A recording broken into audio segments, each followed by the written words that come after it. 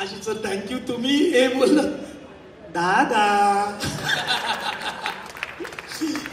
आशिष सरांनी आम्हाला एक वचन दिलं होतं, अगदी आम्हाला पर्सनली दिलं होतं वचन, पण मी आज जाहीर सांगतो सर, सॉरी, की कधीतरी सर आमचा सिनेमा करतील आणि त्याचं नाव दादा ठेवायचं आहे आम्ही.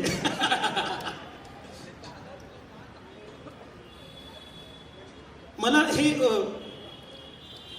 दादा हे इतकं उत्तम त्याच्याकडून येतं, हे काय मी दिग्दर्शित केलेलं नाही. ते कसं आतून येतं आणि काय येतं ते जरा सांग. म्हणजे काय आहे तुझ्या आत असं? सर ह्याचं उत्तर फार इंटरेस्टिंग आहे. मी तुम्हाला सांगतो की जगात खूप मोठे मोठे कलाकार आहेत सर. मी जसं आमचा अभिजित चव्हाण खूप जबरदस्त ॲक्टर आहे, आम्ही त्याला कॉम्पिट नाही करू शकत. मग आपण असं काय करायला हवं की आपल्याला काम मिळायला हवं? तर देवाने माझ्याकडे एक स्ट्रॉंग गोष्ट दिली आहे, ती म्हणजे गरीब चेहरा.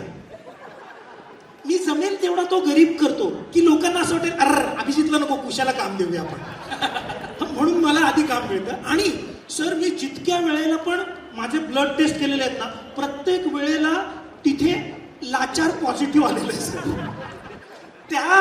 त्या ब्लड ग्रुप मधनं निघालंय हे दादा. नाही पण आपण बऱ्याचदा म्हणतो ना की गोव्याचे प्लॅन बनतात ते कॅन्सल होण्यासाठी, पण हा 31 जुलैचा प्लॅन कोणी कॅन्सल करणार नाहीये, कारण त्याला म्युझिकची जोड आहे अवधूत दादाची. त्यामुळे मला अवधूत दादाकडे सुद्धा वळायचं. अवधूत दादा, तुला किती मजा आली हे गोव्याचं सगळं प्रोजेक्ट रन करत असताना? प्लीज तुझ्याकडनं जाणून घ्यायला आवडेल. सर्वांना नमस्कार.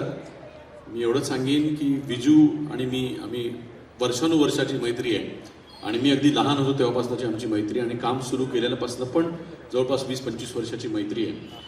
आम्ही ज्यावेळेला पांडू सिनेमा जो एकत्र केला आणि त्यामधनं जे म्युझिक करायची संधी मला मिळाली आणि त्याच्यात जी सुपरहिट गाणी आली की केळेवाली असू दे किंवा बुरुम बुरुम असू दे किंवा दादा परत या ना, हसवाना, दादा कोंडकेंना श्रद्धांजली देणारं गाणं बनवलं त्यांच्या स्टाईलचं, ही सगळी जी संधी मला दिली ती मला विजूने दिलेली आहे. त्यामुळे विजूचा फोन येतो त्यावेळेला मी ऑलवेज रेडी असतो. आणि ह्या वेळेला तर त्यांनी विषयच असा निवडला आहे की त्यांनी गाण्याच्या सिच्युएशन्स, नंबर सांगायला हरकत नाही, 5 काढल्या तर माझ्याकडनं अजून 10 निघाल्या होत्या. म्हणजे 15 गाण्यांचा पिक्चर होऊ शकला असता. आम्ही गाणी कट करत निघालो आणि आतापर्यंत जी काही गाणी झाली आहेत, I am just looking forward की ती कधी तुमच्या कानावर पडतायत आणि पुन्हा एकदा पांडूसारख्या त्या गाण्यांना देखील तुम्ही प्रेम द्याल ह्याची मी वाट बघतोय. मी एवढंच म्हणतो की मी पण एक स्ट्रगलरच आहे आणि मला या स्ट्रगलर लोकांनी त्यांच्यात सामावून घेतलं ह्याबद्दल मी खूप आनंदी आहे. Thank you. On a closing note, माझ्या साठी आलेले खूप जण आहेत, पत्रकारांपैकी खूप मित्र आहेत. मंदार दिसतोय तिकडे, निलिमा आहे, गणेश दिसतोय. सगळ्यांना ना थँक्यू. तुम्ही वाट पाहिलीत आमच्या या कार्यक्रमासाठी आणि इथे आलात. महेश दादा आहेत, आमचे नानूबाई आहेत. नानूबाई, कधीही मी हात मारल्यावर जो माणूस उभा असतो इंडस्ट्रीतले अनेक मित्र इथे समोर आहेत. हां, बसलेले असले तरी उभे दिसतात ते.